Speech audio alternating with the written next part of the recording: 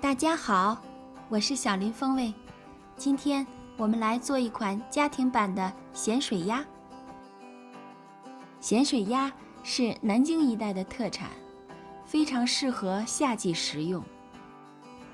鸭子的口感清淡中略带咸味儿，它肥而不腻，鲜嫩味儿美。据说古代的皇上在夏天都喜欢吃鸭子，除了它能温中润燥之外呢，它还有优质的蛋白，特别利于人体的吸收。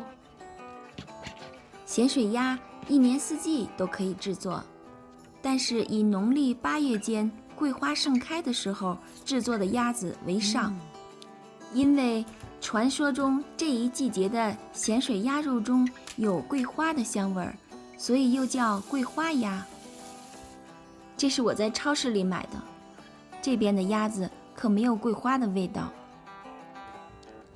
这是400克的盐，20克的花椒，我们把它放在锅里炒香，炒成这种样子，微微变黄，还有花椒的香味儿就可以了，把它放凉。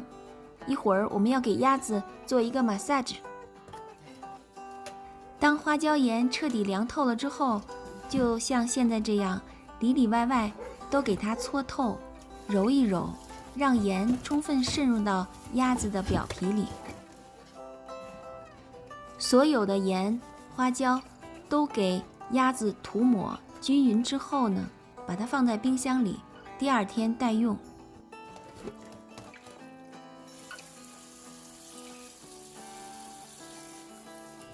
第2天到了，我们要用温水把鸭子身上的这些花椒盐全部的冲洗干净。我一共洗了3遍，这是第2遍，看看依然还有很多的盐，我们都不需要，这是第3遍，已经很干净了。这是洗过第3遍的鸭子，已经很干净了。还有要用厨用纸把它身上多余的水分蘸干，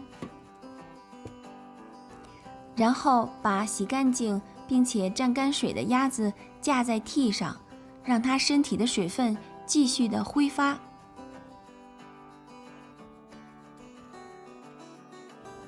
这是第3天，你会看到鸭子皮已经有一点微微的变黄了，而且你看我捏它的时候，它已经很干了那个皮。这时候我们开始煮鸭子。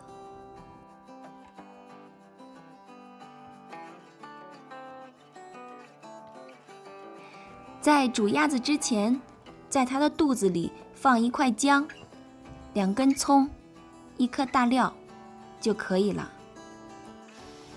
煮鸭子的水要记得没过鸭身，里面放1颗大料、几粒花椒。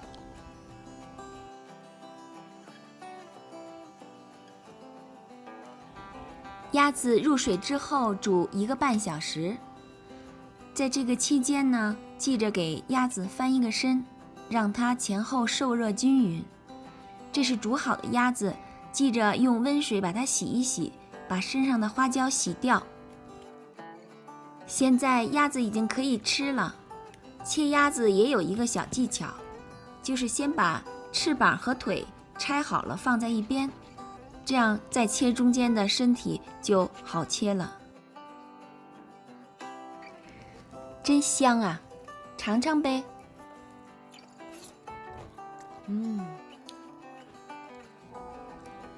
真的是咸香适口，肥而不腻。虽然我们用了3天才吃上它，但是当鸭肉进口的一瞬间，你会觉得所有的等待都是值得的。好了，咸水鸭就为您介绍到这里，欢迎您继续关注我的频道，您的鼓励是对我的最大支持，谢谢您。我是小林风味，我们下期再见。